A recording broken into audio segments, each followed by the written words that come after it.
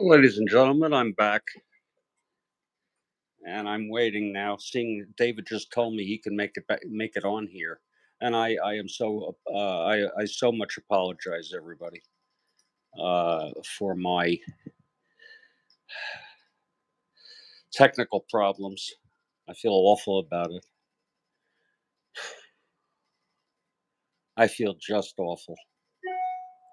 Hopefully, more people will come on here, and it can be actually great.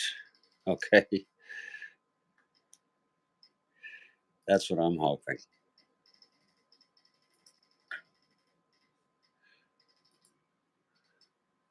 We're just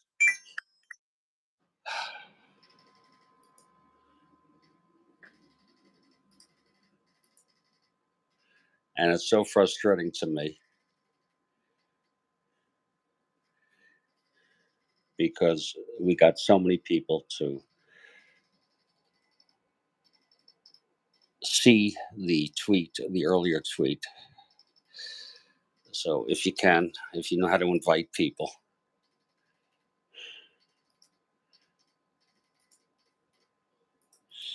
please come on. And I'm waiting for Mr. Hundeyin.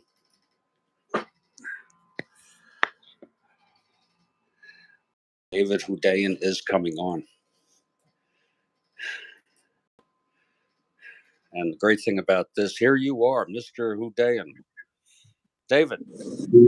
Good evening. Good evening. I'm so glad to see you, and thank you so much for coming on tonight. Yeah. I hope you understand. I want to tell you, I feel terrible because my other broadcast just broke down. It just stopped working, but that's the way it goes in the big city, right? Yeah. I want to ask you, can you just give us a basic update of what's going on? Right. So, long story short, I've been on this since last year. You obviously know that I published a story. I did a documentary, and in the process of trying to get information from the DEA, the FBI, CIA, the IRS, the State Department, and U.S. attorneys, I kept running into a brick wall because they kept saying he's a private individual, privacy concerns, blah blah blah blah. So it wasn't until after he was actually declared winner of the election that I could then actually, you know, send a proper freedom of information request, which they would have to action. So which we did in March, and so I did that in collaboration with Aaron Greenspan of PlayInsight.org. Now, after sending that FOIA, the expectation was that since this person is now a president-elect, they would obviously have to honor the FOIA. Instead, they got back to us saying they're not going to honor the FOIA because of this thing called privacy concerns. And it made no sense to us. How can you invoke privacy concerns for someone who is a public figure, who's not a private individual? So we decided to test this in court. So in collaboration with Aaron, so Aaron actually filed the lawsuits, but I basically paid all the filing fees and whatnot. So we basically filed this lawsuit jointly.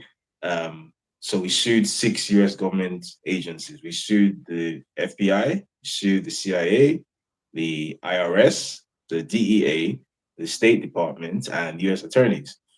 Initially, when they got back to with their initial response in court, I think this was in July, they had mentioned something about 2026 being the potential date for resolution. So I didn't really think much was going to come of it so soon. And then on Friday, I was in the shower. Roughly around this time on Friday last week, I was in the shower and I came out of the shower and I saw a message from Aaron on my phone and he was like, I have very good news. And I thought, what on earth could it be? Then he sent me a document and I opened it and I couldn't believe what I was seeing because essentially all 6 agencies which we had sued all said one by one, they're going to honor the FOIA. I didn't see it coming. It came out of nowhere. I'd love to take the credit for it, but the truth is, we don't really know why. It really came out of nowhere, and they just sort of dropped it on us. Hey, we're going to honor this FOIA after all. After initially opposing it and talking about 2026 potentially being the date for it in court. So um, the official filing date was September 11th, which was yesterday, Monday. So I had to wait till Monday before obviously, breaking the news, So I contacted Samuel of People's Gazette. I showed him all that. So that's pretty much where we are now. So there's potentially so the FBI in the response stated that they've identified 2,500 pages of relevant documents relating to Bola Tinubu. Bear in mind that both Pablo Escobar and Malcolm X, who were two people of extreme interest to the FBI, had roughly that amount of document pages in their FBI files, right? So again, it begs the question: what exactly do these agencies have on this guy? Who exactly is this guy? And bear in mind, that's just the FBI alone. The State Department, the CIA, the DEA, IRS, they also have their own dossiers. And they've also said that they're going to honor the FOIAs and release these documents at the rate of between 300 and 500 pages a month. So, and this apparently starts from October, which is next month. So, I'm kind of like you, kind of like anyone else at this point. I'm just looking forward to see what's going to be in those documents. I've been wanting to see what is in these files for years. I've been trying to get access to these files since last year. But finally, it looks as if, the quest may be at an end. What we don't know is to what extent they're going to redact a lot of these files, because I know, especially when it comes to like the CIA and the DEA, where there's intelligence operations potentially involved, a lot of it is going to be redacted. But nonetheless, this represents a lot of progress. And dare I say, no Nigerian journalist, living or dead, has ever come this close to actually unraveling who exactly this guy is and what the deal is between him and the U.S. government. So I think it's a certain amount of professional pride in that. But over and above that, I think Nigeria, being that this is a country of 200 million people or so, I think Nigerians deserve to know who their supposed president is and what interest he represents. So, again, I'm not exactly sure why the decision was made. It was completely unexpected, but we don't look a gift horse in the mouth. I'm very happy with the decision. So, roll on October. Wow. That's a lot to take in what you're saying.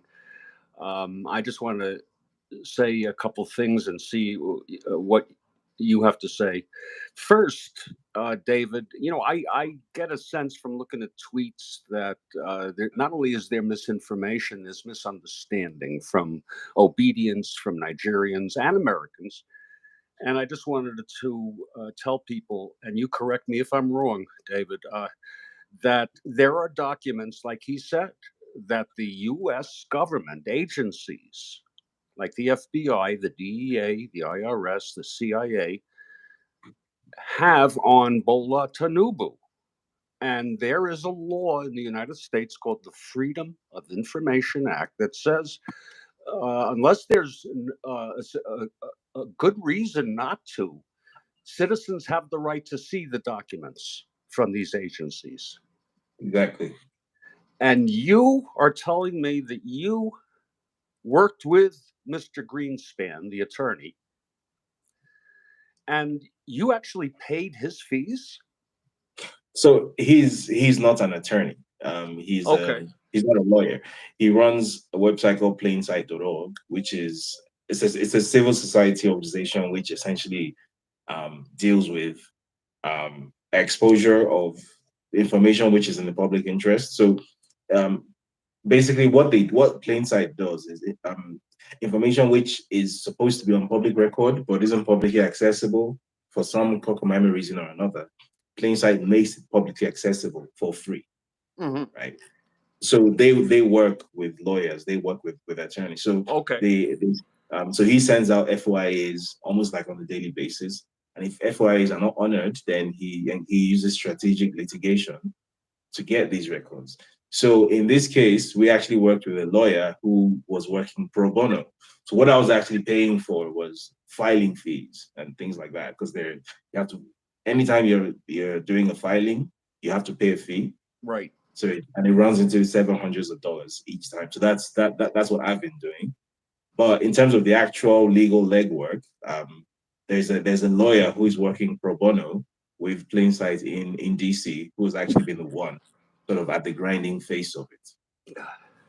Okay.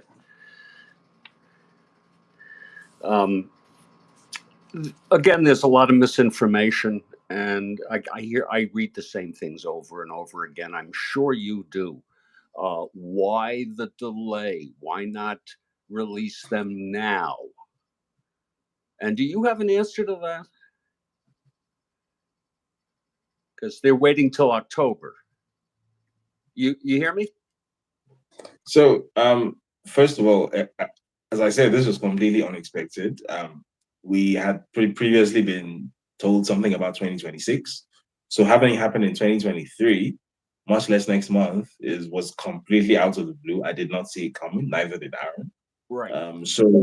And what makes it even more curious is that this wasn't like the FBI or the DEA or the IRS individually deciding to honor the FOIA. This was all six, which suggests that this was actually coordinated by the Department of Justice. So potentially what that means is there are bigger forces at play than even we might be aware of. There might be all sorts of reasons why this could be happening. This could be a political issue in the US. It could be that maybe someone in a position of power has seen it as something which potentially could be very embarrassing to Joe Biden. It could be all sorts of reasons. I have no idea. I'm just speculating. I'm just spitballing here. So honestly, I have no idea why they chose to come out with it at this time.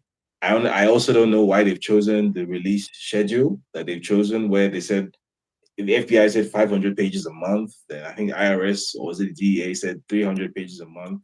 I'm not sure why they've made these decisions, and I'm not really. I can't pretend to know what the rationale behind it is. What I do know is that, as unexpected as it is, it's also very welcome. So I'm not looking to give horse in the mouth. I'm not complaining. Um, what I just really want to know at the end of all of this is the information going to be actionable, or are they going to sort of redact everything useful in it? Because that's something I think U.S.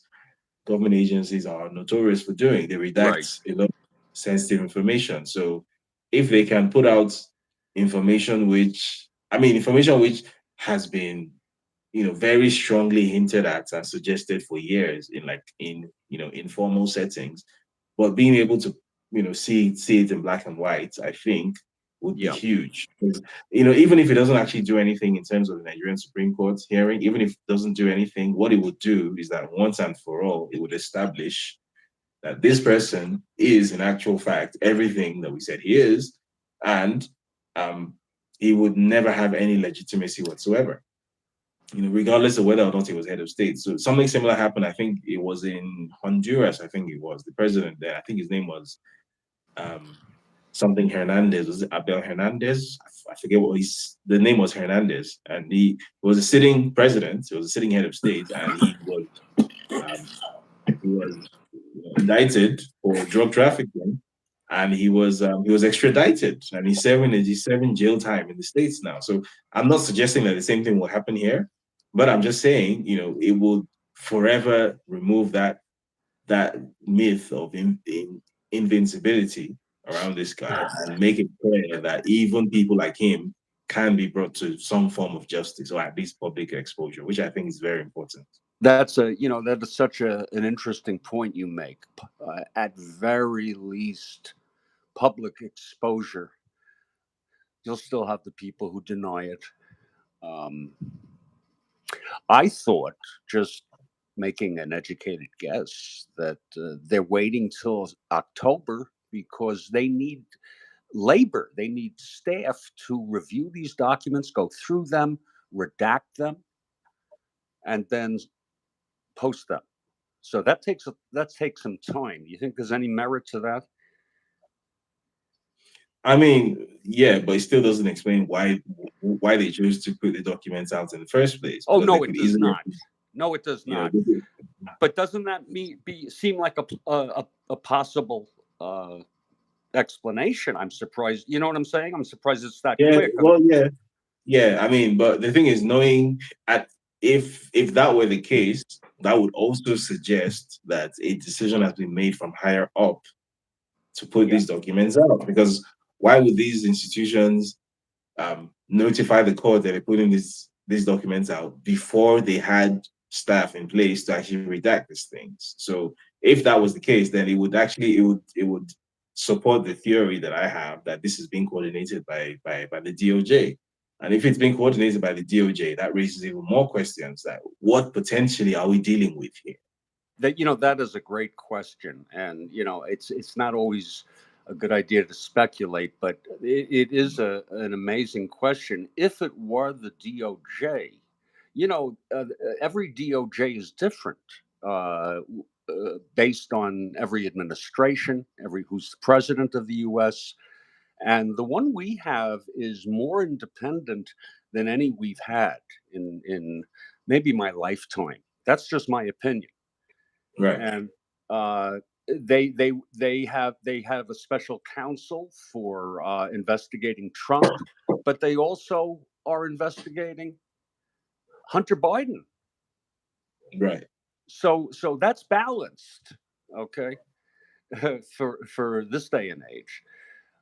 So I don't know if it's just false hope, but maybe they have made this decision independently because these requests have been made by you and Mr. Greenspan, and they're valid requests. I would certainly hope so. I would hope so because I mean, if that's the case, then I'd be able to take the credit for it.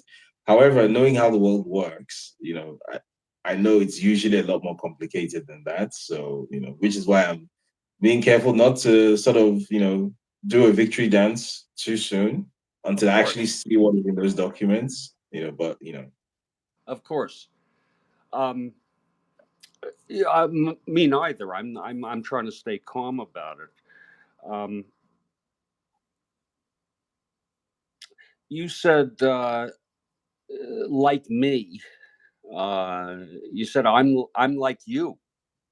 You said that to me earlier. Do you remember the context that was in? uh no, I can't say that I do. No, okay. Now we already have some documents, don't we? We have Yeah. the I guess it's the forfeiture of $460,000, thanks Yeah. to your work.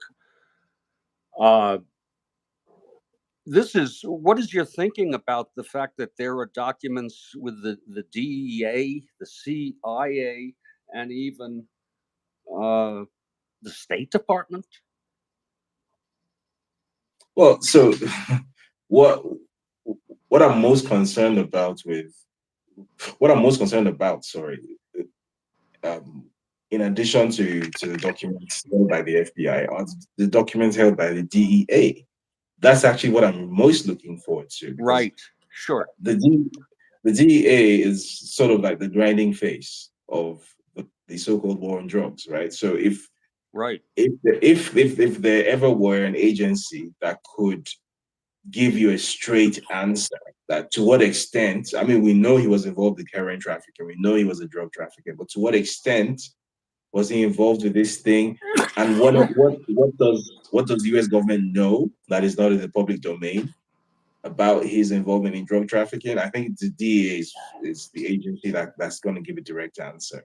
So I'm most interested in seeing what they had to say.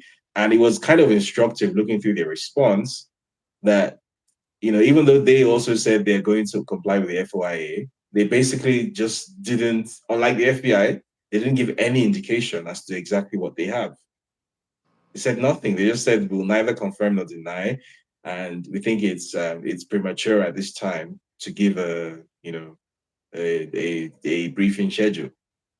So I'm actually really looking forward to seeing what exactly is going to come out of the DEA because like that's in my opinion the DEA and the FBI files is where the real meat of the matter will be. The Okay. IRS might have something, the State Department might have something, you know, but the DEA specifically, as well as Of the course, FBI. that makes a lot of sense.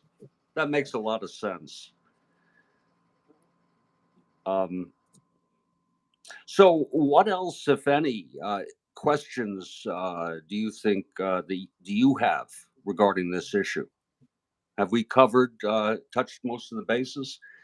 Well, I guess the final thing, which it's very unlikely we're going to get an answer for, but the final thing that I really want to know, which I probably will never be able to know, probably none of us will ever know, is to what extent was this person involved with, you know, with American foreign intelligence, with the CIA? Oh, Because wow. the CIA, obviously, it's very unlikely the CIA is going to divulge any information. I should mention, no what like, this hasn't been mentioned publicly, but even in the process of actually serving these papers on these agencies, right? These six agencies, the CIA was the only agency it was almost impossible to serve them papers because you'd serve them, they'd reject the service. Very peculiar institution like this. Problems that didn't exist with any of the other five. It was the CIA. So I think they were served, I think, three separate times before service was actually accepted. So already the posturing that was clear from that already was they clearly didn't really want to be part of this. So which would suggest to me that they know something. However, knowing the CIA, whatever it is they know, we probably will never know until maybe the year 3031, because it's going to be classified till whenever, Hmm. Wow. heavily redacted. But, that's what I Wow. would really like to know, to what extent, because I've heard colloquially, I've heard from several, take it or leave it sources, that not only was he like a source of intel, like from the point of view of being a Nigerian political operator. But that even before that he had actually turned state witness. He was essentially a Mm. snitch Oh, my in goodness. the US. So I would really love to know to what extent, intelligence, both domestic and foreign intelligence in the US, has been playing with this guy. I'd really love to know. And the reason it's so important to know is we'll then know for a fact that are we in a situation where pretty much the way it was in the 70s and the 80s, where we're having sort of, um, you know, the US government sort of meddling in Latin America and Middle East and Well, Africa? Is that what is still are happening they? here? Oh, this is boggling my mind. That if he were an informant, was this after his settlement? Was it part of his settlement? Um, and does that make the U.S. complicit? Exactly. Exactly. Okay. These are the questions. These are the questions because, which is why I said I was very surprised Wow. to see these documents being released. I'm very surprised because, from all indications, it didn't seem as if the US government was going to come out of this smelling of roses and lavender. So what exactly is happening behind the scenes to even make them even want to release this?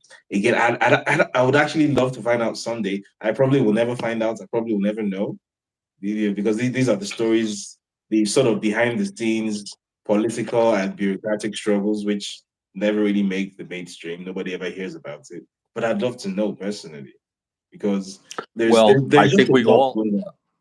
Well, I think many of us want to know. I know you want to know it personally. And it's just astonishing to me that you've taken us on this journey and now we're at this point. Is there anything you want to clear up for people that you see in terms of maybe common misconceptions that people tweet? Is there any kind of de- debunking you want to do? Yeah, so I guess the main thing I'd like to point out is most people who have seen this story, if they saw a headline saying FBI announces plan to blah blah blah blah blah, and they have this idea that means the FBI put out a press release out of nowhere stating that they're going to release documents on the president. No, that's not what happened. There was an FOIA which I filed jointly with Aaron Greenspan. FOIA was not honored. When that didn't happen, when that wasn't honored, then we filed a lawsuit against these 6 agencies. So the case was actually in courts, basically asking them to explain why they didn't honor the FOIAs. Right. And in response to this case, initially, while they had said this is going to drag on to 2026, blah, blah, blah, they came out of nowhere on Friday Right. and basically, we're going to give you the information that you're asking for. So And so it's this, you're this saying you want just to make clear that this has come out of the blue. well, I mean, so from my perspective, it's come out of the blue in the sense that I wasn't expecting it, but it hasn't come out of the blue in terms of a procedural thing.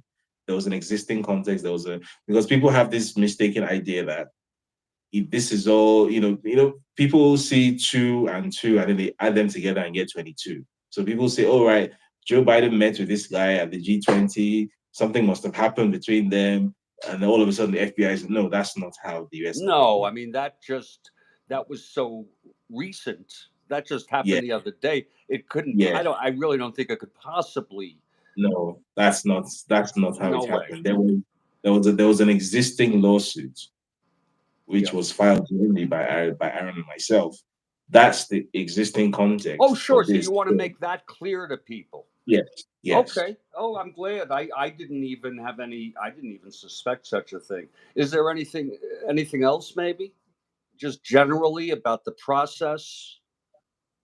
Well, I guess it's also that I guess people should be aware that there's a lot of sort of bureaucratic, when 2,500 pages have been identified by an agency on someone, it doesn't mean that that person's name is going to be mentioned on all 2,500 pages. It just means Right. that information that might be relevant to that person Oh yeah. has been identified on those 2,500 pages. That's what it means. So Absolutely. if 500 pages are being released every month about, from this FOIA, it doesn't necessarily mean that there's a James Hadley Chase novel That about, there's a what? That there's a what? there's a James Hadley Chase novel coming out of the FBI Okay. every month. That's not what it means, right? There might be, but more likely than not, they won't be. And a lot of the information will be sort of information that is relevant to the cases surrounding him and might not necessarily be about him as a person.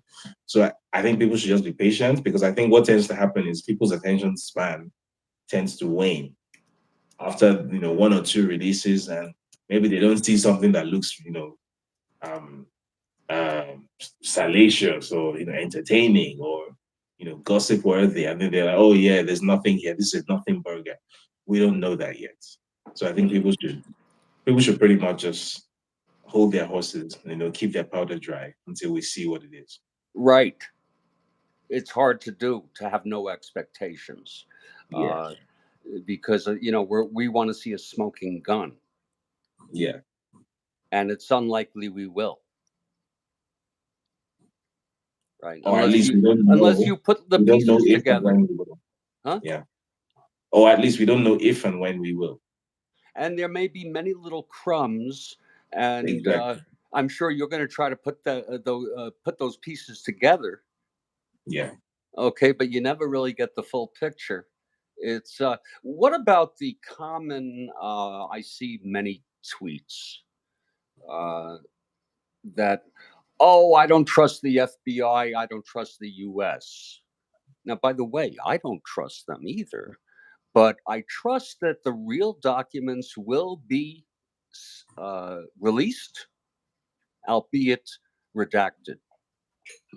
So I guess what a lot of people don't understand is that the way the US judicial system works is extremely different to the way the Nigerian judicial system works. So if you make a sworn statement before a judge in the US, you submit a document in court in the US, and you state that you are going to do XYZ, you are going to do XYZ.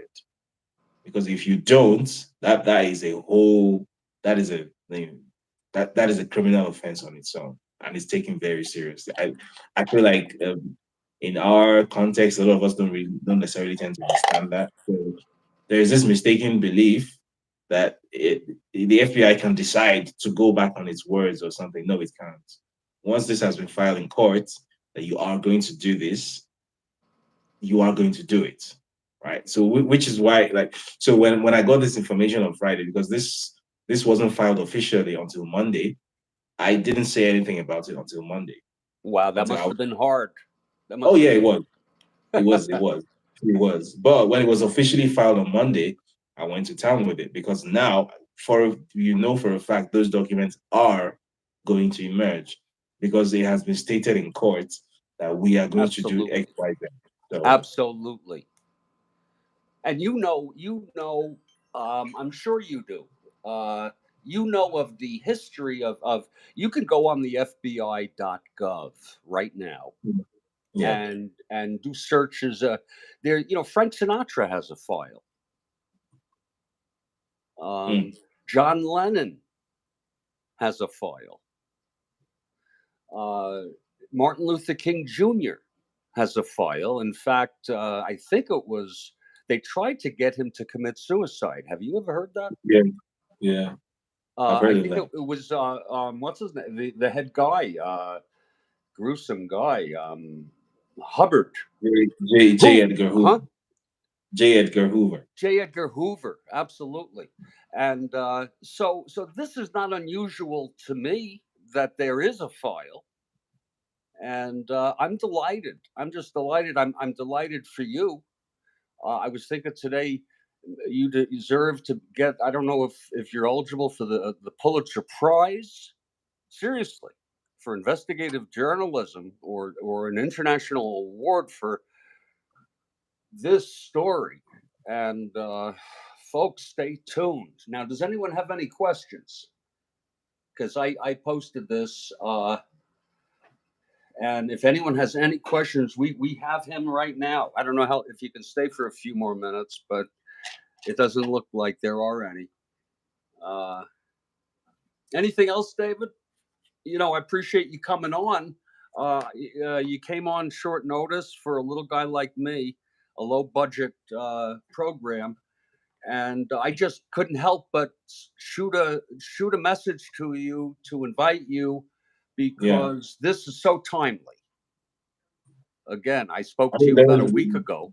there was no way that I wasn't going to accept the invitation. I mean, since last year, your voice has been actually really important in amplifying this story since last year because Thank you. um, what sometimes tends to happen in Nigeria is that an important story comes out and the people in power find ways to sort of convince everyone that it's not important because no one outside Nigeria picked it up. So sometimes having a foreign voice pick it up can act like rocket fuel, and you definitely did that. So you've actually been very useful in sort of making this, you know, Thank you. helping the story not die. Which is what Tinubu wanted. He wanted the story to just die, and as just crawl into a sewer somewhere and Right. just, you know, Right. And thank you so much. I hadn't really been, I wasn't thinking that right now. Um, but I'm delighted. And you seem so fresh and ready to just come on and talk. yeah, Uh, I guess we'll wrap it up at this point. This was wonderful. I'll leave you with this. Do you have any yeah. recommendation for us obedience and how we can sort of just cope with this and not lose our minds? I know That's very that, that's a tough that question, right? that's very difficult because I'm struggling because it's what has happened is incredible and not in a good way. However, what I tend to do personally, this probably doesn't work for everyone, but what I tend to do is, um, as much as it's possible, to filter who I interact with and what information I take in. I do filter because when you're trying to protect your mental health, almost there's no need to make it difficult for yourself, right? So Well, on that's good social media, for advice. example, on Twitter, other social media, I'm very liberal with my mute and block functions, for example, very liberal with them. It's Right. not necessarily because I have a problem getting along with people. It's just I'm protecting my own mental space, my So head you, what space. do? You separate yourself? Yeah, I mean, it's some people might not consider this to be the ideal solution, but I'm very liberal with my mute and block You're what? functions. You're what? I'm very liberal, very liberal with my mute and block functions Oh, on sure. social Oh, media. yeah, just for your mental health. Sure. Yeah, extremely Yeah, very no, I much. think that's good advice. And just having you Yeah. talk about, that you have struggles, I think just hearing that is helpful to other people. Listen, we do have a couple of questions. Here's Okay. Mediator Olga. My question: if after true expose with Tinubu be disqualified, I guess that that's a little choppy, but can he be disqualified? No. Only the Supreme Court has the power to do that, and as far as I know, it's unlikely the Supreme Court is going to do that because, first of all, the Chief Justice is an ally of Tinubu himself. So the purpose of this isn't even to appeal to the Supreme Court. No, nobody cares about the Supreme Court, right? Right. The real judgment was in the appeal court, was at the tribunal. So, and it's never happened in Nigerian history that the Supreme Court will overturn a tribunal. That has simply never happened before. I don't think this is going to happen this time. The Supreme Court Chief Justice is an ally of Tinubu, was allegedly even placed in that position through lobbying from Tinubu himself. So it's very unlikely we're going to get anything out of them. However, as I said earlier, the point of this is to drag the veil of Tinubu, to remove that myth of invincibility around him. Because for So many you're years, talking about a change in the way people think. exactly, exactly. Because for many years, he has got away with this idea that, yeah, on the streets, everybody knows who I am and what I've done. It's not a secret that he was a drug dealer. He started off in drug dealing. He was very well known in the 80s at street level in Lagos. But for many years, it's been that, yes, I have that street credibility that everybody knows I'm a criminal, but you can't prove it. You can't do anything to me. I'm bulletproof. You can't touch me. For many years, that has been his thing. So having this now will remove that toga of invincibility around him, remove any idea of legacy that he might have, because once he's gone, any idea that maybe his kids and his wife have of prolonging his dynasty, that's going to be dead in the water because it's going to be clear that you are the progeny and offspring of a drug dealer, right? That's very important. The second thing is, over and above Tinubu himself, it will create a precedent, which I think is a very important precedent in Nigerian public, in the Nigerian public sector in general, that even if the institutions in Nigeria do not do their work, that there is always likely to be some crazy, independent journalist or, citizen journalist somewhere who knows how to get hold of information, knows a thing or two, about international law and legal frameworks and whatnot, and who can thoroughly embarrass you. So just having that threat, it's a deterrent, which I think, will help to keep some of the worst actors out of public service because they will have that knowledge that there's someone who has the capacity and the willingness to thoroughly disgrace them in public, right? And public shaming is something that, these people really do not like. So I think those are the two reasons why this will be very important. But as far as the Supreme Court goes, I'm not expecting anything from them. I don't think anyone should expect anything from them. And I will also say this because I said this elsewhere. I think I said this on George Galloway's show yesterday or 2 days ago, that the door is never closed on Nigerians taking back their mandates. So whether or not there's an appeal court or a Supreme Court, or whether it's 2 years after the Supreme Court delivers its verdict, that door never closes. It's always open. At any point, if enough Nigerians decide that they've had enough and they decide that they're going to take direct action, there's nothing that's going to stop them. So I think people should let go of this self-defeating idea that, Mm. the Supreme Court is the last chance, and our destiny lies in the hands of a judge. No, it doesn't. Our destiny lies in our own hands. At any point, Nigerians can do something about their situation if they so choose. At any point.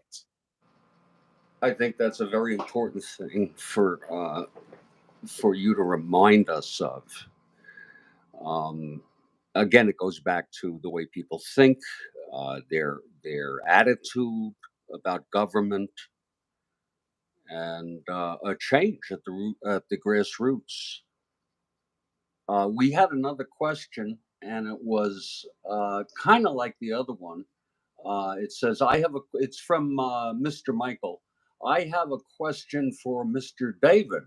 Will this proof be able to evict this man in question with the type of government we run in Nigeria? And the key to that question, it's sort of just a lighter shade of the other question, but with the type of government we run in Nigeria, I think is the key there. But again, doesn't it go back to maybe adjusting our view of this? And the agenda doesn't have to be that he be removed as a result of this and in fact, that's unlikely that any documents will cause the Supreme Court to remove him.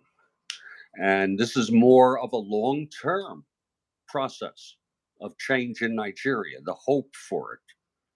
I agree, and I think it's important for people to understand that um my entire purpose for getting this deep into a dogfight with a sitting president wasn't to remove a sitting president. That could be one of the side the That's a hard byproduct. thing to do. Yeah.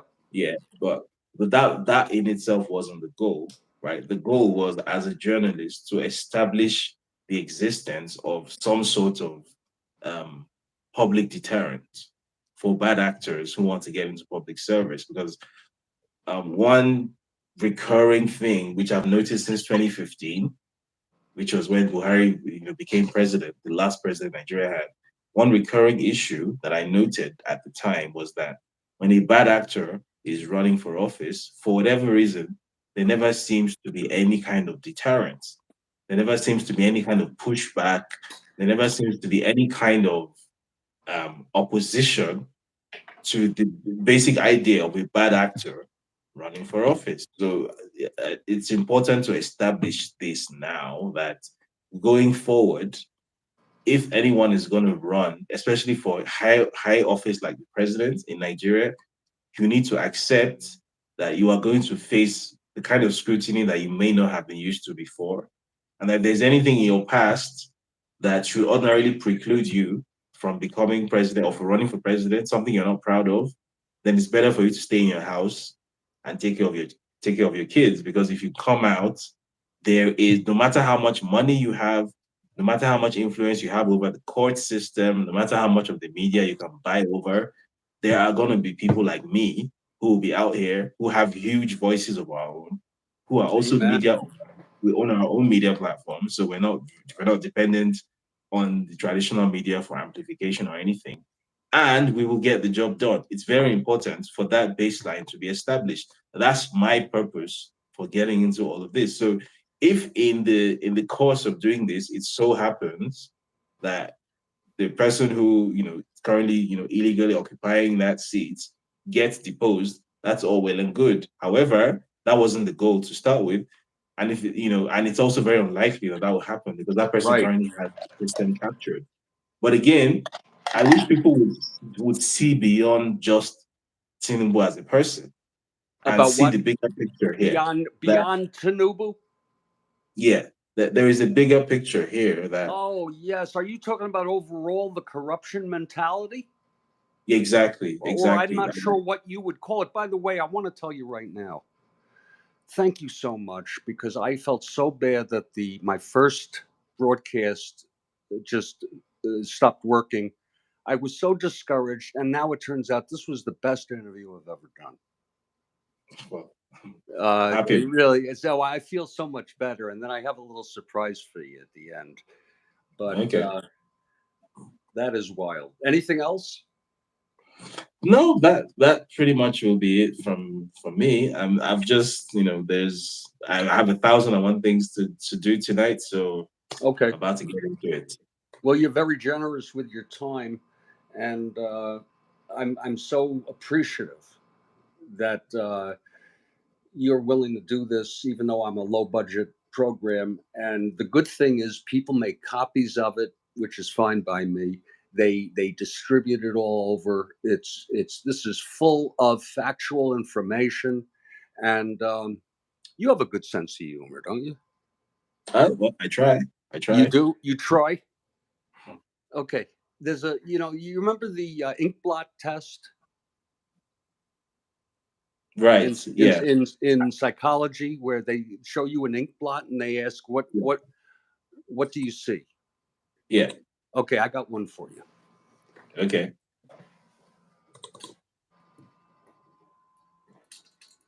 What do you see?